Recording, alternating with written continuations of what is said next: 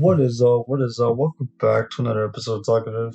Ladies and gentlemen, this is episode 23. Thank you for each and every one of you who are on the other side listening and taking the time to spend some time with me on the show. Once again, I hope you guys are doing great in this Tuesday morning, June 7th, 2022.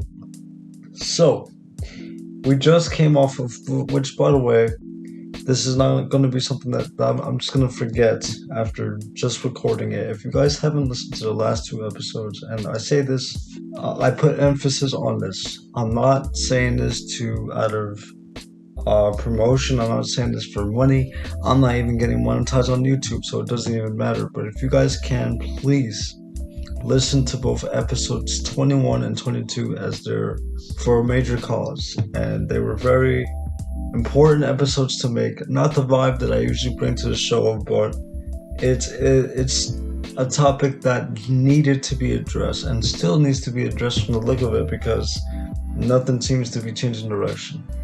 But that's those episodes. So if you guys please listen to episodes 21 and 22, send it to somebody, share with everybody that you can, and just comment, like, do whatever you can to make those episodes just be out there. Let those episodes be heard. I would greatly appreciate it. But for today, we're back with the usual tech discussion and the usual area of discussion that we usually focus on this show.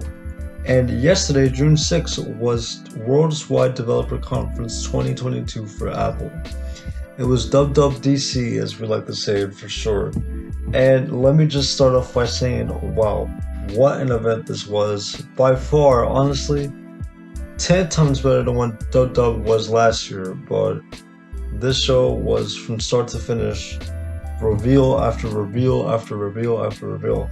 Not every feature, not everything that was revealed, let me just say, is perfect. Not everything, is necessarily awesome or really innovating, that's like life-changing in the sense, but the features that were introduced and the features that are going to be brought into iOS is a huge step up for the operating system. And I mean, I guess we gotta address the major elephants in the room, the main features, because let me just say, there's a lot. There is a lot in this event. There's a lot to talk about. I might not get through everything in this episode because we'll be here for like, I don't know, 2 hours even. I mean, if you guys want longer episodes, let me know, but I usually try to keep it between the 35 to 40 minute mark. If we go past that, then it's fine, but usually just like maybe an hour. But if we go over that, I don't know if you guys would like a longer episode range for Talkative. But yeah, I mean, the largest elephants in the room, right? The redesigned home screen with a magnitude of customization features that finally, after so many years, I want to say after 8 years, damn near a decade, we finally got some major changes to how the lock screen functions and how it looks and what we could do within the lock screen. For starts, you can customize your time font, the color of that time font. You have a magnitude and a plethora of wallpapers to choose from, each one with a different meaning, each with a different theme and animation even. There's just multiple categories of wallpapers. One of them that really stands out, or one category that stands out from what I saw yesterday, was the astronomy wallpapers, because these particular wallpapers have different animations. And if you have location services on, since it's a wallpaper of the overall globe, you can literally have the wallpaper be positioned to where you live, which is pretty cool if you tell me. So yeah, just with the wallpapers, you could change the colors, the gradients, the opacity even. I mean, dude, when like as iPhone users, when were we able to change the opacity of a wallpaper? Like, this is something that you would find like in customization for like video games, or like custom character customization, but it's here in the home screen and the wallpapers. And it's just crazy that finally, again, it doesn't look perfect. It doesn't necessarily look like the best wallpaper change known to man, but for Apple, since it's been so long, It's a great step. It's a good little baby step to take when it comes to overall look and aesthetic to iOS. Because as you guys know, since iOS 7, we've been with the same overall look and aesthetic for the operating system for that long. And to be fair, when it comes to icons, sound effects, animations, where things are positioned, the overall look of iOS is here to stay. Like it's not leaving because it's what makes iOS iOS. It's what makes iOS stand out to its competitors like Android and every other computer OS like Windows and Chrome OS as well. Yeah, I mean that alone surprised me. Oh, also, if you have a picture as your wallpaper, it's the little details that really do count as well. If you have a picture of a person or any picture within your photo gallery as a wallpaper, the photo will like overlap with the text on your home screen and the clock and everything, which is also great. There's lock screen widgets, and yes, some of them are interactable, or interactive, I should say. And this is something we've been asking for the longest. This is like something that we've been pleading for, just having interactive widgets, and it's finally here. Not with every widget, of course, but with set widgets like the music widgets and probably like the podcast widgets, so you could adjust the volume and maybe the overall duration, the slider for like the podcast or the song that you're listening to. You could probably adjust that from the widget on the large screen as well, which is great. I mean, it's phenomenal the steps that they have taken with the lock screen, even with weather. Like there's set wallpapers for weather that shows you if it's raining in your area where you live in. It'll have clouds with rain falling down as your wallpaper, and you can set the temperature, various metrics like the temperature, sunrise and sunset on your lock screen. So there's weather on the lock screen, which is something else that we've been asking for the longest time. And like I said, man, we've been spending like over 5 minutes talking about one feature, and that's just one feature that was revealed yesterday at WWDC. And it's just crazy. It's crazy. The fact that we now have this freedom to just be free with our lock screens and let customization take storm. Be free with what we want to do within the lock screen, and it's just great. It's great that Apple's finally taking that step when it comes to their operating systems. And not only that, I mean, you can set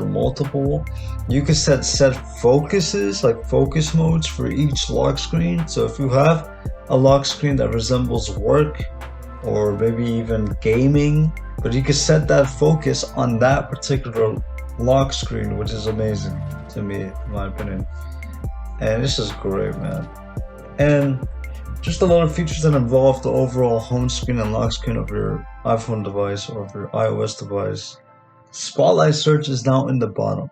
So if you guys know the three dots, the multiple dots in the bottom of your phone on your home screen that represent how many pages of apps you have on your phone, Spotlight search has now been implemented down there. So instead of just swiping down, you can now just press on the bottom portion of your phone to go into Spotlight search, which is pretty good. It's pretty convenient for those who maybe are injured or are limited or disabled, and if they rather not be swiping down for Spotlight search all the time, they could just access it by a tap of a finger, which is great.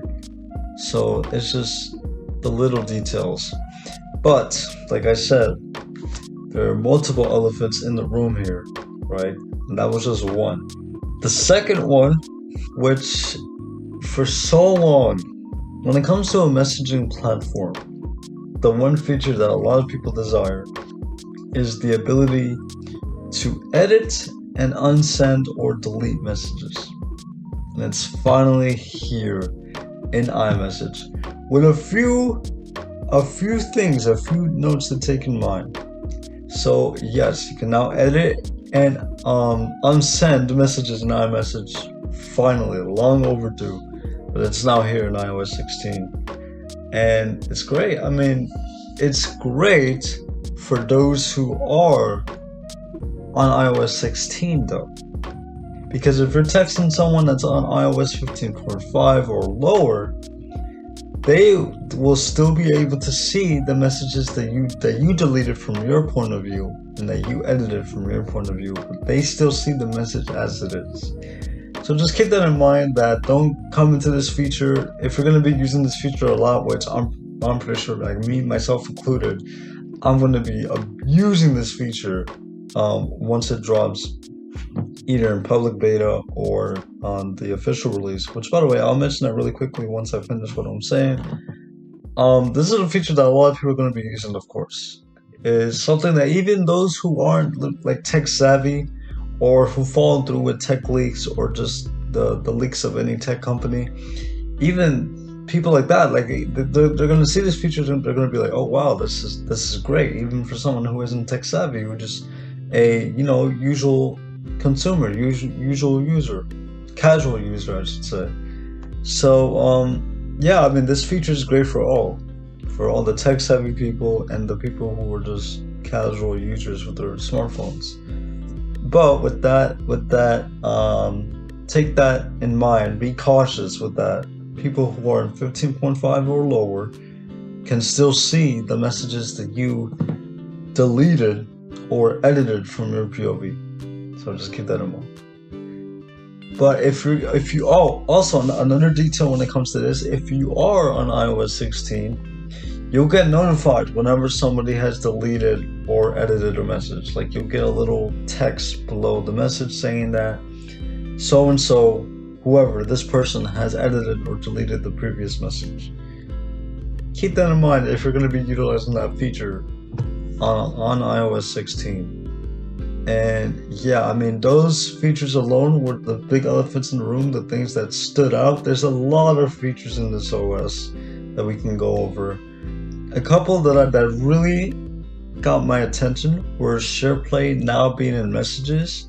So instead of just being on FaceTime, you can now SharePlay through messages. So you can watch a movie or a video, whatever it is that you're doing through SharePlay, in sync while you're texting somebody, which is great. And I feel like this is how people are going to be utilizing SharePlay a lot more. Because me, honestly, let me just say, when it comes to FaceTime or video communication with iOS, I barely even FaceTime. And so I haven't really had the chance or privilege to utilize SharePlay or share screen as much as I would want to. But now that's implemented to text messaging and iMessage, it's even better. I feel like it's going to be even more useful and reliable now. That's great. Another feature that I have pulled up here as well that really caught my attention was that there's now shared iCloud libraries in iOS and within the Photos app. So what does this mean? This means that you can create your own custom iCloud library for photos and share it with up to 5 people, and without having to go on your way to find the photos and copy and paste them or send them through message threads every single time that you take them. You could just have people be in this library of photos, this iCloud libraries, share the photos that you want to share with them just in an instant. So as soon as you take them, even like as soon as you take the photo, you can adjust it or configure it way before you take the photo. You can pick the option for it to be just your normal photo gallery or the shared iCloud gallery that you set up. So as soon as you take the picture, it's shared amongst those people within that library, which is great. I mean, it's great for times that when people take a lot of pictures on a special occasion, whether it's a birthday, a wedding, whatever it is that you're doing, and you go through the hassle of forgetting to send the pictures, or maybe going to find the pictures and selecting them. Instead of going through the hassle, you can just share these pictures every time you take them automatically through this shared photo library, which is great. The only setback and limitation is with this though is when obviously the people around you, friends or family members, are not on the same device or operating system. Because for me, I'm like one of the few people in my family that has an iPhone or that is on iOS. A good majority of my family are on Android. So, that's really a setback, and it's a big bummer that you gotta take into consideration that not every family is iPhone dominant. You know, there's always a mix in most families, that is. But yeah, this feature should work phenomenal if you have up to 5 to 6 users that can be involved in this shared iCloud library.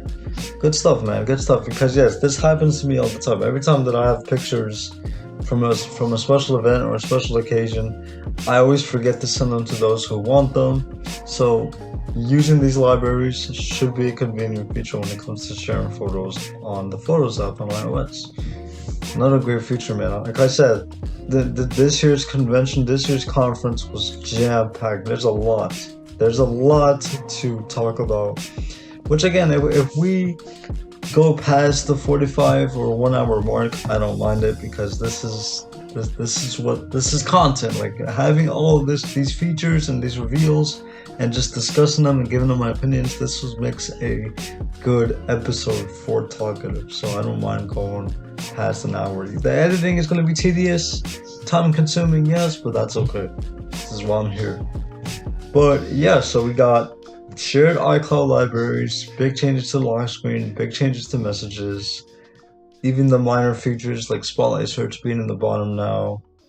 We have big update to Apple Pay. So if you guys utilize Apple Pay to make and receive payments, there's now an Apple Pay Later option, which pretty much you could set individual payments for, I think I'm pretty sure it's up to 5 weeks. So you can pay a portion of that particular thing that you're buying for up to 5 weeks with no extra fees, no interest, and you can decide how much you want to pay within that time frame. 4 equal payments, it says here, yeah.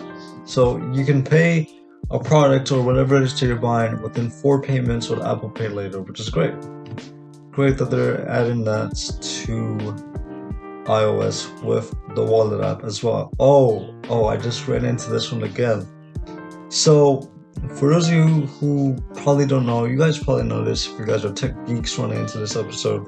Live text was first introduced last year with iOS 15.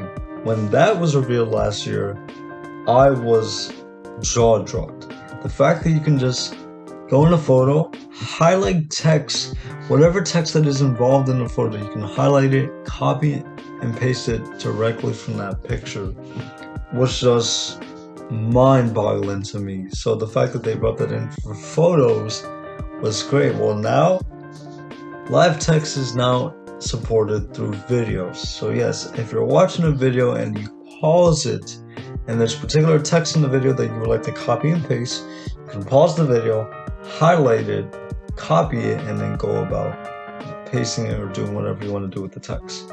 Great. I'm happy that they're expanding on this feature, because this feature, it's not perfect. It doesn't copy and paste text perfectly, or maybe people don't utilize it as much. I've used it multiple times.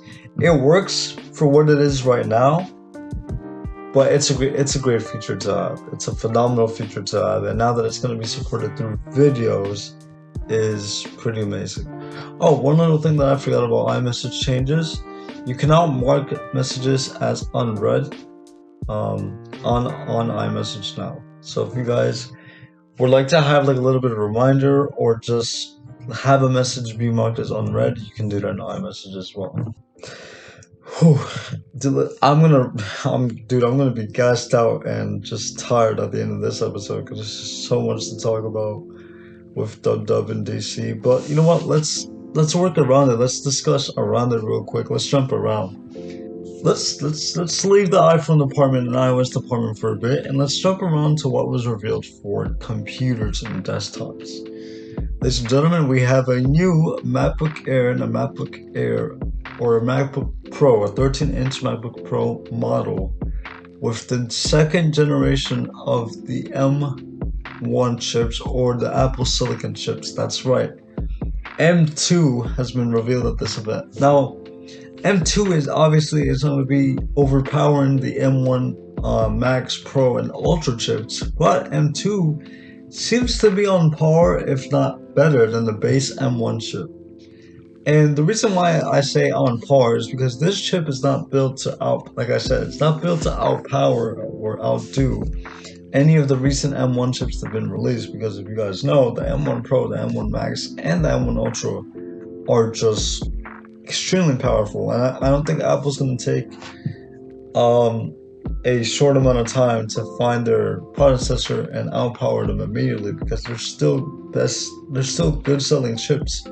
Like, people are still buying MacBooks with those particular chips because they work so well in performance and efficiency, and they're just powerful overall.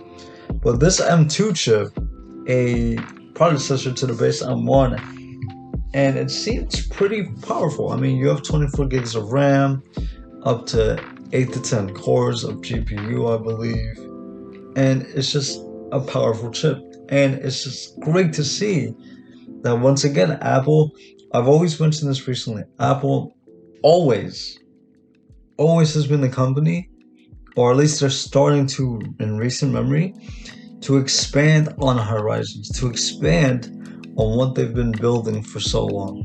Apple's been wanting to do their own custom chip for the longest time. They did it. They released it in the form of M1. They released multiple versions of the M1 chip that were even more powerful than the base M1, and now we're moving on to the second generation of the Apple Silicon chip. So it's just crazy that this event was jam-packed. I know I keep saying it. I know I keep sounding like a broken record, and I'm sorry, but it's just true. I mean, there was so much that was revealed at this event, and it's just crazy. And I can't wait to see what they do with these computers in the second generation of the M chip or the Apple Silicon chip. But these particular MacBooks, I mean, they're not a major.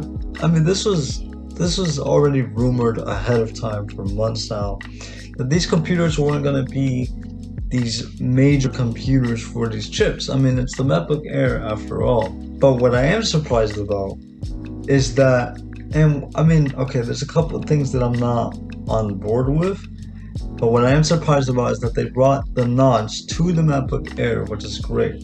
And the usual 1080p front camera with the notch. And usually the base design, they didn't bring the touch bar to the MacBook Air, but they kept the touch bar in the 13-inch MacBook Pro.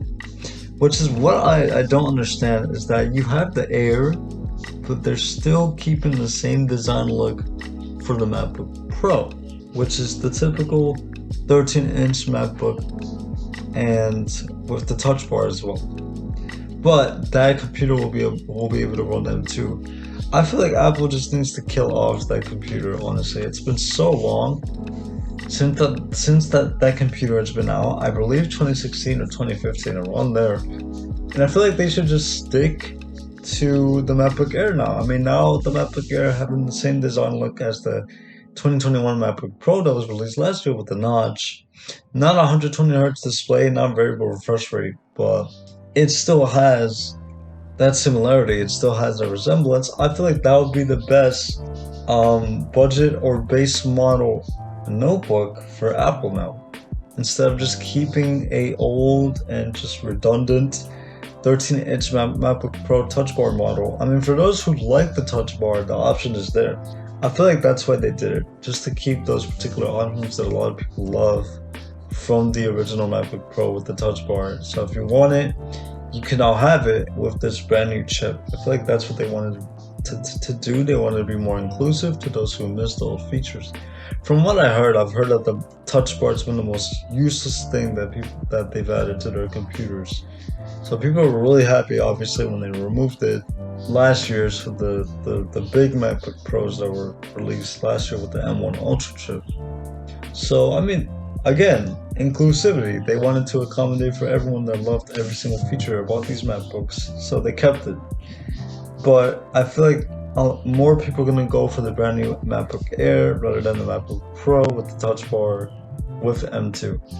But I mean, this is great. I mean, this is great for me, because even if I can't buy that, I mean, that's another thing too. Actually, you know what? Let me pull that up right now as we speak.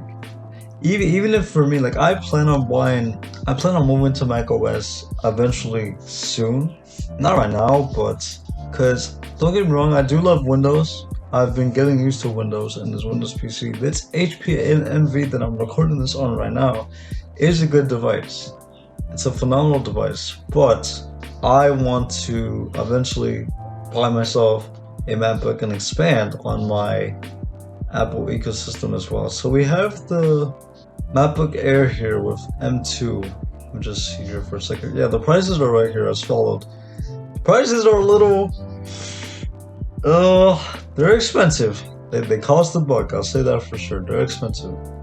So the MacBook Air, I mean, with the M1 chip is already $1,000. With the M2, it's another $100 on top of that. So $1,100 for the M2 MacBook Air, which is a lot of money. I mean, that's a lot of money right there. 8-core GPU, 10-core CPU. 8-core CPU, 10-core GPU with this device, and 8 gigabytes of RAM, up to 512 gigabytes of storage, solid state SSD storage. With all these configurations, I mean, it's starting at, okay, with all these configurations and these chips implemented, it starts at 1,400, but if you want to upgrade it even more, it's around $1,500. And with taxes and everything, it's an expensive device. It's a really expensive device, which to me, I mean, I said to myself, but isn't it supposed to be like an entry level Mac? From what I know, like this is not the MacBook Pro, but this is more like an entry level Mac. MacBook Air has always been known as an entry level Mac, and seeing these prices, I was like, that's expensive, man, for a Mac that's supposed to be more cost efficient, if I should say. But I mean, hey. Again, options are there, options are available, especially now with this new generation of Apple Silicon. You guys don't always have to resort to the expensive. I think the 2021 MacBook Pro is like $1,300. Hey, what's up? Just Eden and Jason in the flesh. I just wanted to let you guys know that I made some mistakes while I was recording with the pricing details. The original, or the 13-inch MacBook Pro that's going to be coming out with M2 is $1,300. The MacBook Pro from last year is actually $2,000. So yeah, just to correct myself on the pricing there. Also, the original MacBook Pro that was running on Intel and had the touch bar for the very first time came out in 2017, not 2016. Just wanted to correct myself there because I don't want to have any misinformation or any mishaps. Anyways, back to the episode. Enjoy. Dude, let's talk iPad OS real quick. So, for the longest time, people have been getting used to this change and this adaptation that sooner rather than later, our tablets, in discussion to Apple at least, our tablets, to Apple, because Windows and every other manufacturer that runs on Windows, they've already moved on to that step when it comes to just having a small form factor in the form of a tablet act as a legitimate computer or desktop device. Well, with Apple, we're finally here with macOS Ventura. That's the name scheme that they're going with this year with the new version of macOS. And let me just start by saying the Stage Manager feature is phenomenal. The fact that you can just have a window open in front of you and all groups of windows on the side, and you can select, you can toggle, you can switch between any window that you want, is great. You know, it was rumored that for iPad OS and Mac OS, they're going to put their main focus on multitasking as well. So with Stage Manager, you have the ability to just have multiple tabs open in a major form of multitasking, and you can manage what tabs are going to be placed on the left side of your screen and what major tab is going to take stage, so to speak, and be the main and centered tab that you're going to be working on at that moment. But the one thing that people have been wanting for years with iPad OS, and the one thing that's going to make an iPad feel more like a MacBook now, or a Mac, or an iMac, is overlapping windows, is floating windows. That's right. There's floating windows on iPadOS now. Now, I guess for a lot of people this is not a big deal, but for people who appreciate just having that desktop feel in a more smaller form factor, they have that feel now with the floating windows on iPadOS. Honestly, I never thought I'd see the day. I've never thought I'd see the day that an iPadOS would function a lot more like a computer. Well, hey, we're here now.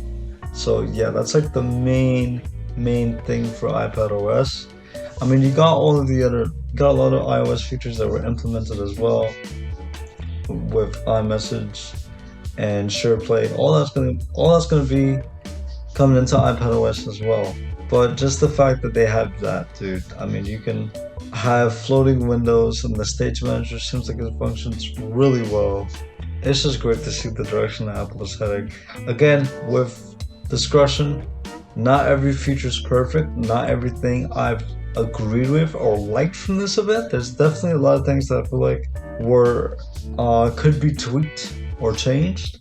So I'm not just, don't take this as like, oh my gosh, like this dude's just, sugarcoating everything. He thinks everything that was revealed at this event is perfect or it's great. No, I'm just appreciating what was revealed, but that doesn't mean that every feature is perfect.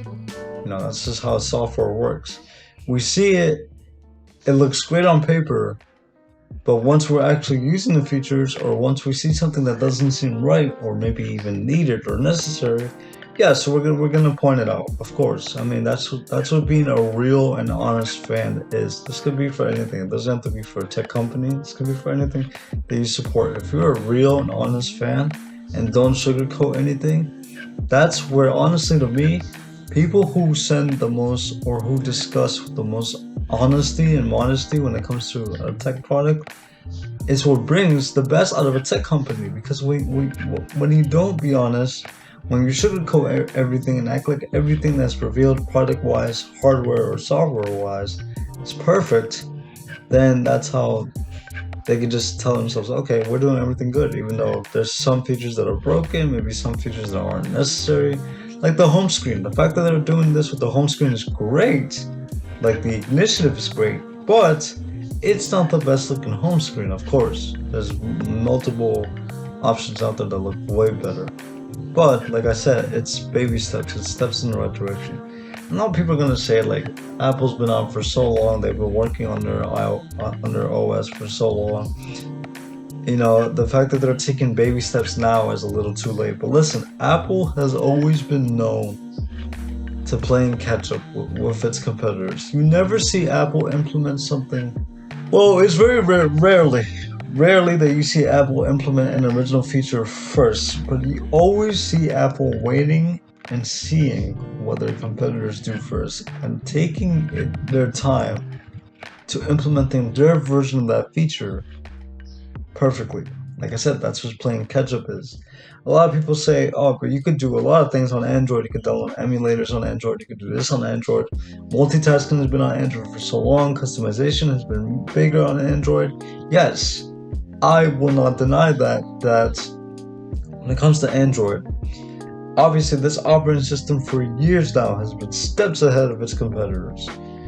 But when it comes to Apple, here's how I see it. Apple's always been known for its convenience, because don't lie here, don't get me wrong. When you have a good Apple ecosystem, so an iPad, a MacBook, an Apple Watch, iPhone, when you have a proper working ecosystem, the convenience is nothing to mess around with. The convenience is amazing.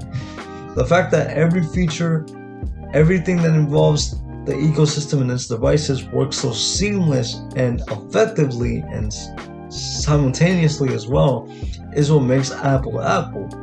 And not only that, but the luxury. I mean, the luxury of Apple is the best thing. Just how the OS functions, the features, the applications, it's all luxury. But you could say convenient luxury, because OS has always been known for its convenience and its luxurious factor. When it comes to OSs like Windows and Android, they've always had the edge on business purposes and job purposes. Their features are tailored more to just businesses, major corporations, or major companies, or any task that involved, for example, any task that involved heavy workloads. That's what Android is known for, and I feel like Apple is playing catch up when it comes to just business and productivity implementations to their operating system. But Apple's always been known to playing catch up, and Apple's always been known as this operating system for luxury and convenience. That doesn't mean that when they do play catch up, one, not every feature is going to be perfect, and two, not every feature needs to be deemed as a feature that is not good, that is garbage. Because I know a lot of people say immediately attack that, okay, this is bad, this is not good, this won't be good. Yes, again, not everything, when a new software system releases, not everything's going to be perfect. And I know Apple's had a long reputation of just their software being complete and utter garbage at times when it comes to just efficiency and performance and everything like that, and bugs, glitches. I get that, but that doesn't mean that Apple can't find the time to implement a feature or play catch up and eventually get to the point where they finally reach that point. They finally caught up to their competitors.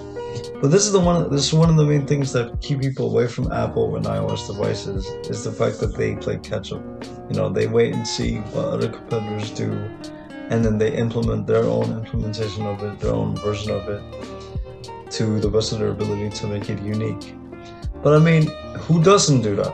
You know, when it comes to technology, who doesn't like some competition? Who doesn't take ideas from other companies and say, okay, let's see how we can make this unique, different, or even better? It's a common thing in the world of business and technology now.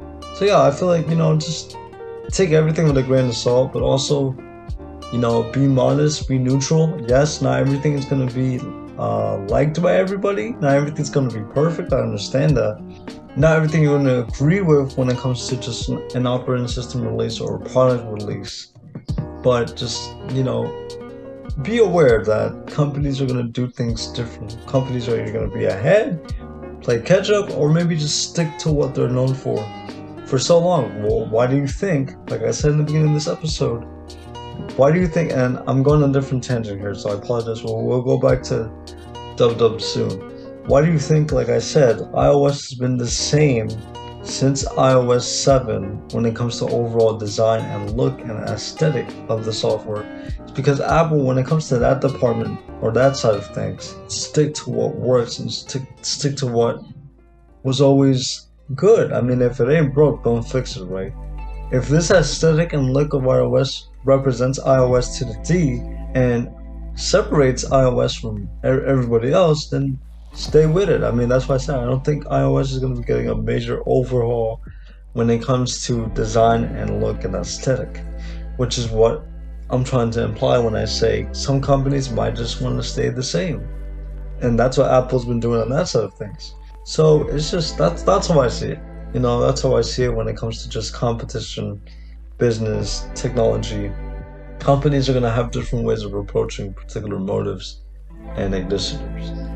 But yeah, with that being said, this is a very good episode, man. This is probably one of my favorite episodes to record. Dub is always one of my favorite times of the year because it's always exciting to see what a company's been planning throughout the year or developing throughout the year when it comes to software and hardware. So this is always a good time for me, is this developers conference. It's like WrestleMania to me, but like within the tech world. It's like the Super Bowl. I remember I was rewatching Dub from last year, and one of the developers, they had like an intro package saying that Dub is pretty much like the Super Bowl for technology, and I feel like, yeah, they're right. I mean, this is always a time period that a lot of people look forward to, especially us geeks and nerds, whatever you want to call us. This is a time that we can't wait for every single year. But yeah, man, it's a lot that was released in WWDC, which honestly, I don't know where to even resume in. We talked about so much when it comes to iOS. Oh yeah, a couple of things that I missed. So let's backtrack real quick to the lock screen. So notifications. This is a feature that I'm a little skeptical about. So going back to just, being neutral and being modest and being honest, I've been speaking positively about iOS 16 and WW. But now these are some things that I like. These are my I don't knows, my IDKs about the event and what was revealed. Um, Notifications. I don't know how to feel about notifications being in the bottom now instead of being at the top.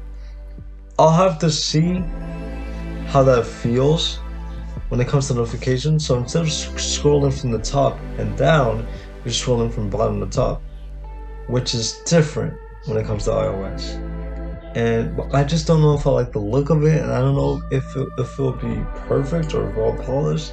It could. I feel like it'll get to the point where scrolling from bottom to top could get cluttered and like not cluttered, but like maybe broken and just stuck. Like maybe the animation won't register as well, and it'll just freeze up. I don't know. I don't know how I feel about notifications being in the bottom now. But one thing that did intrigue me with the lock screen changes is activities, live activities. So now, if you're keeping track of a game or keeping track of an order or even your exercise, there's now like a big widget in the bottom that just stays there on the lock screen as like a live activity tracking to, give you an update or give you just a visual to see how everything is going. I wonder if, I'm looking at an image right here. It seems like they're working, or they gave an API to Starbucks so that they can implement that live activity widget with their app, because I see it right here. Hopefully this works at like things like Uber Eats or maybe even Uber, which I think they will. I think eventually they'll give them the resources and the APIs to work on these features as well. Also, another thing that I wanted to take note of, speaking of APIs, I noticed that a lot of these features had an API for it, which is great. This is phenomenal for like third-party apps or apps that aren't Apple-based. This is great that they're adding a crap ton of APIs, which, if you guys don't know, APIs are application programming interfaces. So pretty much this is like a blueprint that other developers can use on their applications to implement that particular feature, but to have it be working and supporting on their app. So they use that API as like a blueprint, as like a leverage, so that they could implement their feature on their app. And yeah, every feature that was revealed for every OS had an API, and I thought to myself, this is great. This is great that Apple was like just reaching out to developers, giving developers the resources so that they can implement all these iOS changes to their apps immediately. They revealed an API for every single feature, which I was like, wow, this is great, man. Like, developers now have the resources immediately. Like, usually APIs took a while for Apple to release multiple APIs for a lot of their features, but this event, they revealed it for everything that was revealed, which is great. So yeah, I think I talked about a lot. I think I might close it off there. There's a lot that I missed from Dub, but I'm gonna close it off with this. There's something that wasn't revealed, and I'm gonna give my opinion on this as well. And this is how we're gonna close off. We already reached the 45-minute mark. Like I said, there's a lot that I did not discuss for WWDC. So if you guys run into this episode and you would like to hear more, let me know, because there's a lot that I missed or decided not to talk about in this episode. So there's one feature that was not revealed at this event, and of course we know why. Sorry about that. I had to cough, so I had to pause the recording for a second. Listen, when you're doing content creation or recording something publicly for a podcast, things happen all the time. Bloopers, accidents, and literally, I tried so hard to hold the cough, but I couldn't, so I had to pause the recording. But that's besides the point. Just a little funny behind the scenes, things that you guys are never aware of when you're listening to these episodes, because I'm the one that has to deal with the bloopers and everything and distractions. It is tough and tedious, but it's the world of content creation. That's how it works. But anyways, the one feature that was rumored but not mentioned in iOS 16 this year was an always on display. Yes, that's rumored to be out, but not for this event, only for the iPhone 14 Pro. Now, iPhone 14 Pro is going to be a very controversial release for me. Oh, obviously, I love my 13 Pro. I don't think I'm going to be upgrading anytime soon. But with the iPhone 14 lineup, there's a lot that I'm not happy about. I mean, first off, the pill and the dots notch. Some people are liking it. Some people are it's growing on them. But to me, no. To me, I feel like they should just have the hole punch. That's what I meant to say. The hole punch. They should just have the hole punch for the notch setup this year. But they went with both. They didn't go with only one. They went with both. Which to me, design-wise, it doesn't look that great, to be honest, on the phone. And there was a lot that was rumored, and unfortunately did not make the cut this year for manufacturing and production. Like, for example, we were supposed to get a classic iPhone 4S and 4 look for the iPhone 14 with the no camera bump. So there's going to be no camera bump on the camera lens. So it's going to be flat camera lens, titanium bands, the OG, the old school speaker grills from the iPhone 4S series, but we didn't get none of that. So that alone was already a disappointment when it came to just overall design change.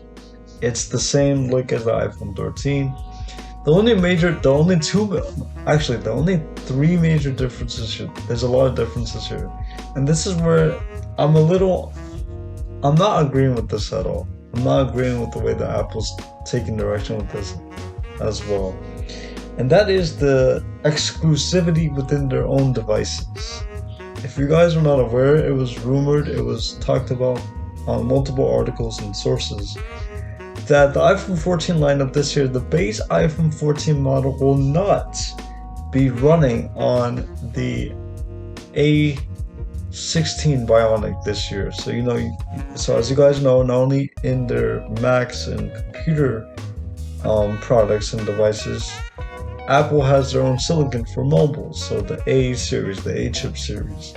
And this year, it's been speculated, and I think confirmed at this point, that the base iPhone 14 models will not be running on the same chip as the 14 Pro. They'll be running on the A15 Bionic still, and the 14 Pro will be running on the A16. Now, listen, if this does end up getting flipped or turned, if the tables do turn with this news and this rumor, then that's crazy. Because I think pretty much it's already confirmed that this year, not every iPhone will be running on the same processor, which is already controversial as it is. I don't know why Apple's going on in this direction.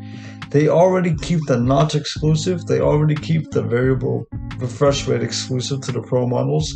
Now they're doing that not only with software or just design. They're doing that with the hardware, the internal hardware of their devices. And I don't really know how to think about it, to be honest. I feel like Apple shouldn't be doing that. And if they're going to be inclusive, only be inclusive of like some software aspects and some design aspects, but not hardware.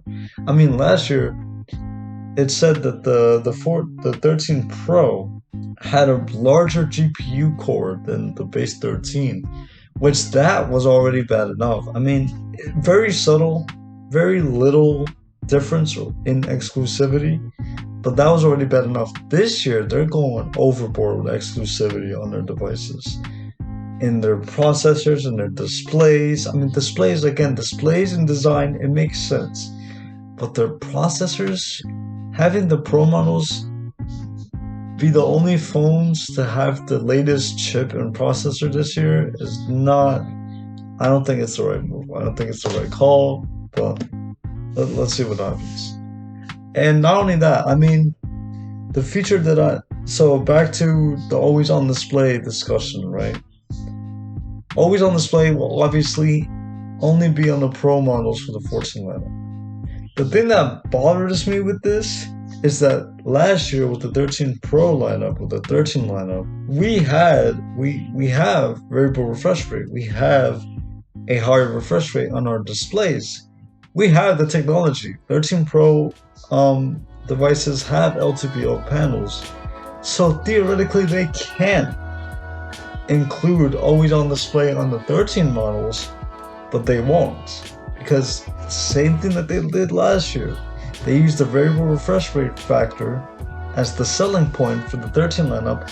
They're doing the same thing here, which is common in a lot of tech companies, but really common in Apple. They find something to be the major selling point of their lineups and their releases, and they use it. Last year was a 120 Hz ProMotion display. This year it's going to be always on display for the 14 Pro models. And again, to me, doesn't make any sense. To me, I don't agree with this, because if you have the technology on your previous lineups and your previous devices, why not bring it there too?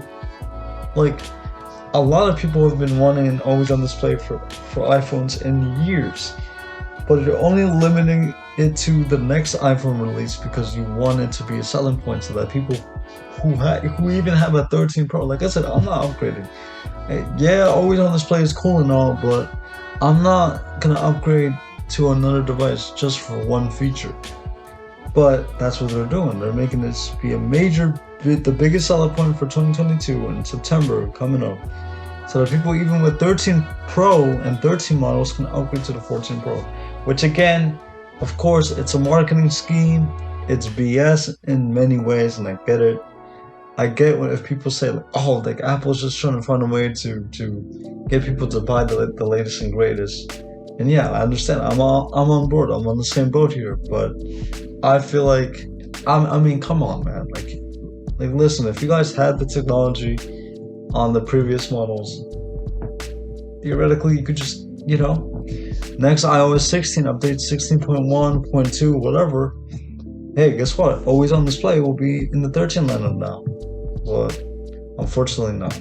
But with that being said, I'll leave it off there. So yeah, I don't agree with some business motives or moves that Apple's doing with their products, with the exclusivity and finding a major selling factor for their next phone, so that people could just make the impulsive decision and say, oh, okay, yes, I want this phone now because this phone has promotion.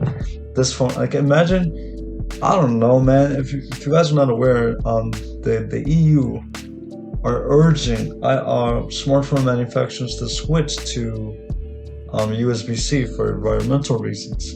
I wouldn't be surprised if Apple one day, whether 2023, 2024, whenever, if they do, because USB-C, listen, old talk at this point, but I'm just going to mention it briefly right now. USB-C, if they do implement it, I wouldn't be surprised if Apple uses that as the main selling factor for whatever device that is releasing at that year. It's just how business works, unfortunately. I mean, I wish it wouldn't be this way. I mean, listen, if it was me under the ownership belt, and I say to myself, okay, listen, I talk to my team and I tell them, look, we have the technology on other devices, bring it over there. Let people who bought this phone last year enjoy always on display, enjoy this particular feature implementation. Let them enjoy it as well, along with the next models that are releasing this year or next year coming up. But not everyone thinks the same, obviously. So I don't know. It's just my gripes with Apple. Yes, like I said, I don't see everything that Apple does as perfect or perfection. I have gripes. I have disagreements. I have things that I dislike strongly, and this is one of them. I mean, the direction they're taking here is not the best. I wish they can rethink this when it comes to processors, because if this is going to be a common thing with iPhones going forward, I don't think it's going to be a good outlook for Apple in terms of just keeping their numbers up in terms of users, because I feel like people eventually are going to get to the point where it's like, okay, why am I buying a base model of the newest phone but on a processor that's 1 year old? So it's just a thought to have, as a company. I would reevaluate that and say to myself, no, let's just keep every model with the same processor. Let's just limit or keep some things exclusive, things that make sense, but not an entire processing unit, CPU, that helps the device run, that makes the device run, processes data, application, software. You're literally making one of the core hardware pieces exclusive. Not a good idea, Apple. But nevertheless, I'll leave it at that. This is a very long episode, a lot to jam pack. I discussed what I could discuss. There's a lot that I didn't discuss, but I can revisit. The same with Google I/O. I said I was going to revisit that, but then the tragedies happened, and I have to address the tragedies. You guys want me to go back to Google I/O and discuss what else was revealed? I can as well. But we're back to the tech stuff. We're back to the usual. Maybe some more wrestling down the line, and the usual disability talks as well. But also, just a heads up, next week or in the weeks coming forward, the guest episode that I briefly mentioned with one of my friends is in planning mode right now. So we're planning it right now. So probably, I think by next week or the week after next, because this week is already crazy for me. My birthday's coming up on Thursday. I have a lot going on. And I have to edit this episode. I have to publish it, promote it. There's a lot going on. I have to plan the guest episode, which I'm talking about right now. That will be going out by the week. So just a heads up. That'll be going out the week of the 20th to the 24th. At least that's what we're planning right now for this guest episode. And the topic of the guest episode will be an interesting one. We'll be involving our high school experience as friends and overall school experience as friends, and the topic of friendships as well, and different aspects within friendship. Should be a good one. I can't wait. I usually love doing guest episodes. I've done a couple of here. One with my cousin and then another one with one of my friends. We talked about the history of World War II. And with my cousin, we talked about mental health and nutrition. They were fun episodes to make. It's always fun getting other people on the show and having you guys hear their opinions and their perspectives and their takes on things and on multiple discussions and topics. I really enjoy making guest episodes. Hopefully down the line, I have my team where I can discuss not just with guests, but with a co-host. And it'll be just a different dynamic. It'll be a different feel, different vibe to the show. But we'll get there, step by step, right? Much like with everything in life. That being said, nevertheless, hopefully you guys have a great rest of the day. Have a great rest of the week. We'll see you guys next week for episode 24 of the show. I'll leave you guys with the disability fact of the episode, and you guys take care now. Stay blessed.